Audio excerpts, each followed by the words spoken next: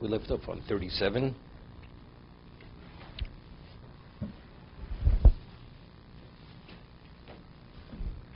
Hey, we're holding hay.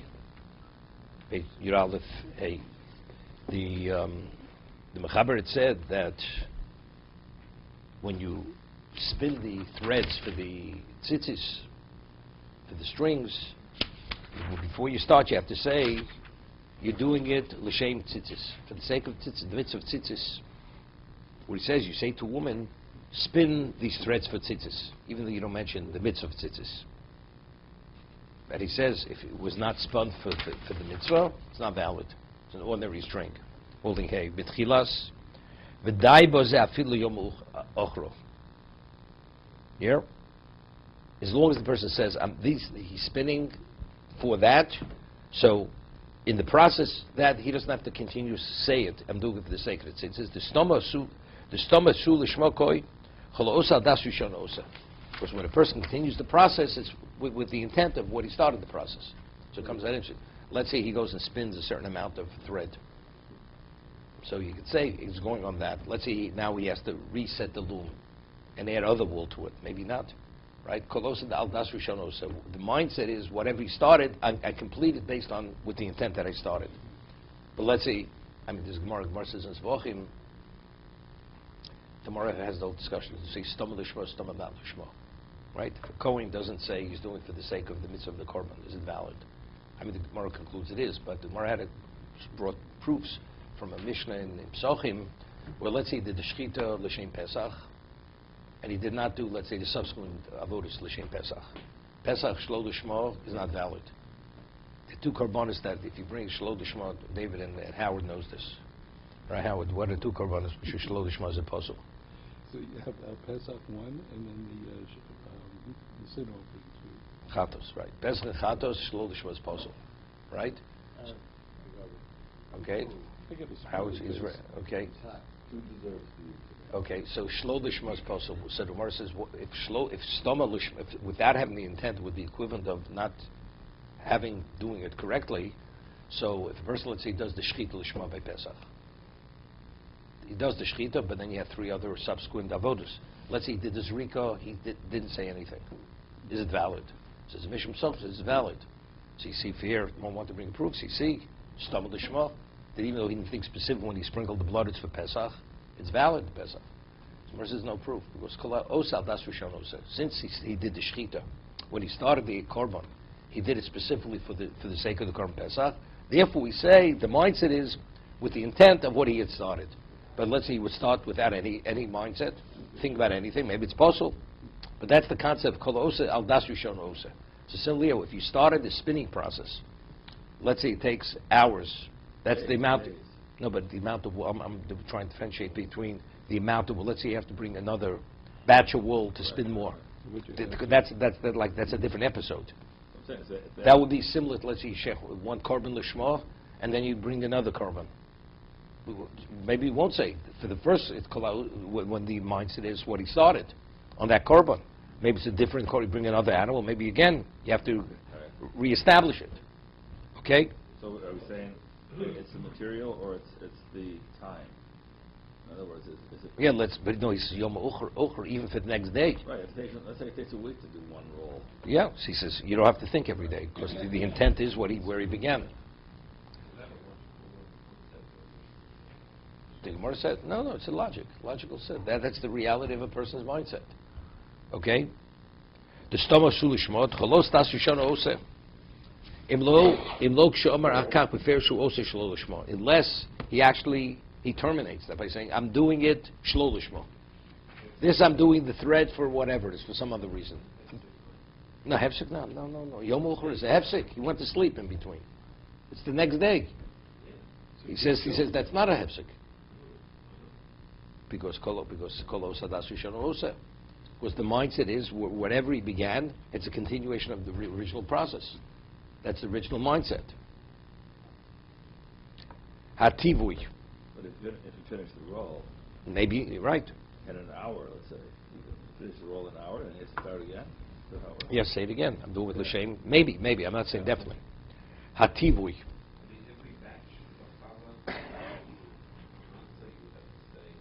We're machmir. Many things we do is we're machmir. The shem mitzvahs, the shem matzahs mitzvah.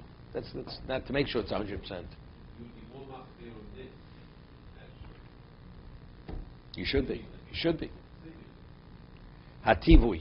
The Mechaber says the tivui, the spinning has to be done the shem tzitzis for the sake of tzitzis. Vim tova ma'at v'achkach omar shlom v'achkach omar.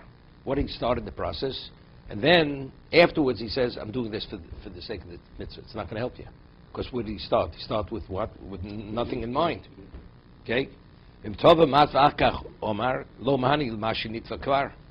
This fukim isaf klon yamrino chiach sof al tchiloso. That the more it's not simple. That we say that mindset afterwards reveals what the original mindset was. There was no original mindset. What happens? He thought it, but he didn't verbalize it. Because he said before, when you do it lishma, you have to verbalize it, right? So let's say he thought it, and then afterwards he verbalized it. Later, nearly diesh l'tzadid lahokil b'set svek sveiku, because the whole it's not so simple. I mean, what do you have to verbalize it? If actually he knows he in his mind he was doing lishma, right? It was unclear why you have to verbalize it.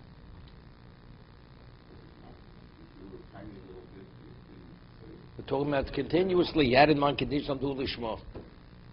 Shmuel said earlier, you have to verbalize it. No, I'm saying let's say you start without lishma. That's poshut. That's poshut. That's poshut. See, it's mixed in now. The whole thing is by the way. yeah. He's saying that if he originally had it in mind, then he verbalized it. So what do you have to verbalize it? If lishma is right. Yep. Could you go by rule? I mean, if you did a little bit without lishma, then you did everything. It's all mixed in. It's a whole discussion. Whole discussion. I think vocalizing is. Well, nothing's not better, but why? If you know you, if factually you thought it's for the sake of tzitzis, you know that was your mindset. So why shouldn't it be 100% kosher? Seemingly, it's not simple. I would think it is. Only you know, right? But you know. Right. If I tell you a piece of meat is kosher, am I believed? I'm believed. So if I tell you when I made the threads, I did it for the sake of mitzvah, which one I be believed? Same thing. But it's not. Maybe it's a higher form of But why, the question is why? But why? Why isn't the thought sufficient? Why isn't it sufficient? That's our question. So how about that? Then it's something else. That's something else. Right? Because you have to say it. Right. Here it's not the mitzvah. It should be made lishma. It's not halachan saying. It's intent. Because even when he thought it and then he had the in mind later, he verbalized it. He says you could be makel because it's a svek sveka. Meaning, firstly, the question is, do you have to verbalize? Don't you have to verbalize it? And even if you have to verbalize it, maybe we'll say sovel hochich soval tchivoso. The latter statement reveals what the meaning. That's the svek sveka. Shomali isho, where he says to a woman, rotzloma betchilas hatfil levad. You say here's this batch of wool, spin the thread for tzitzis. V'adinam isha ba'atzum meres shitovo l'shem tzitzis. The mahaniv v'gam nemeres al kach she'omro. She's believed to say like an erechot, mashanik, masha'enkein go with kochovim v'chev shot v'kodim she'en nemonim. Right? A non-Jew is not believed. Well, that's what he spun it. He wouldn't. No. He needs God alone and al. It's no different than anything else, right? Mumer leteovim. In the Irish, yeah. What? Who? Let's say the person who owns the factory says, I want a lishma, I want to do this lishma, and then you do it for me. He used to a goy? No, not a Jew. Of course it's good. Why wasn't it? You don't. I'm saying, but does that person have to say, I'm doing that lishma? But then the owner of the factory saying, lishma, you do it. Seemingly, he would have to say it himself. The person who does it. Who does it? The goy is not allowed to spin. We're not saying he's not allowed to spin. It says if a goy said, "I spun the thread for tzitzis," do you believe him? You don't believe him. I mean, a goy does many things. A goy has a mind of his own. He does whatever he wants. Unless, and there's even a question, even if you stand, you're Omer Agabav, you instruct him, he still has a mind of his own. He doesn't listen, doesn't pay attention. But it's still kosher tzitzis. No, it's not, because it has to be infused with the kavanah. The kavanah is lacking. Okay? Now he says, what about mum l'te'ovon? Person, he likes to eat in whatever it is. What was the restaurant up on Fifth Avenue? I'm talking about McDonald's. This guy's highfalutin mum l'te'ovon. Okay? Meaning, he's not at a defiance, doesn't observe dietary laws, because he enjoys to eat, non-kosher cuisine. That's mum l'te'ovon for taiva. Shema'adriach lashes tzitzis bigdo. But here he's talking specifically, he doesn't want to bother. It's like years ago, there were people with Shabbos that, they don't check their, even if at a Shabbos, they don't want to take it out because, because they ruined the suit. Just be Jews, they wouldn't do it. Even they knew there was Shabbos, they would not, because the laboratory, the suit would not be restored as it was. They don't want, even they knew it was Shabbos. That's l'teva ovon. You're willing to violate the halacha for the sake of the suit should keep its original shape. That's l'teva. If he would say that he made tzitzis lishma, would he be believed? Because here he's rejecting the mitzvah. He doesn't value the mitzvah. His own interests supersede the mitzvah. Is he believed?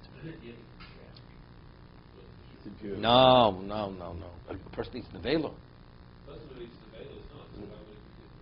No, that's based on a pasuk. Because of it, he has to be. It says that's based on a pasuk. Here it's a question. Here it's a question. Do you believe him? Do you believe him? Kolshkem im hu over rak al shar averos leteovim. Yeah? Says it's a mehemed shomer at l'tovelish mutal litvos. He's permitted to spin the thread, and he's believed. Because he's not defiant. If he's a lahachish, you can't trust him.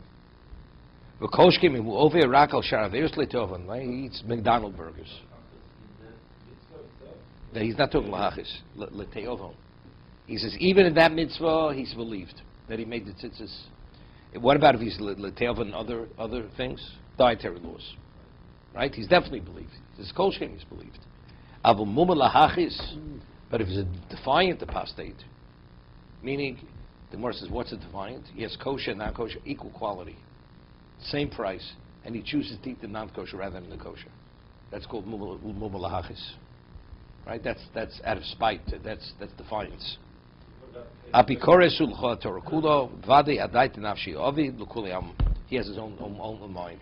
Pays attention to no one. He's not believed. That's Apikoros. That's Apikoros, yeah. Yeah. We had the Gemara, the whole idea with the tzitzis. They were doing it one mitzvah. We just said that they would believe him, but even though they wouldn't focus. No. That was b'shogeg. It was b'shogeg. It was not. What's shogeg? They believe certain things to kusim. Right. They believe that was the interpretation. Okay, but still they didn't. I don't believe these other mitzvahs. So how do you? It's also defiant. He's a Jew and he believes in the mitzvah of tzitzis, and therefore he infuses it with the kavod lishmo. He's a Jew, so why shouldn't he be? Here we're not talking about because he's not qualified to shecht. We don't believe that he did it lishmo. He did it lishmo. So let's say we know he did do it lishmo. So then of course it's valid. No matter what kind of Jew he is. Right. We're saying because he doesn't believe, we can't trust him. When he says he did, we can't trust him that he did it.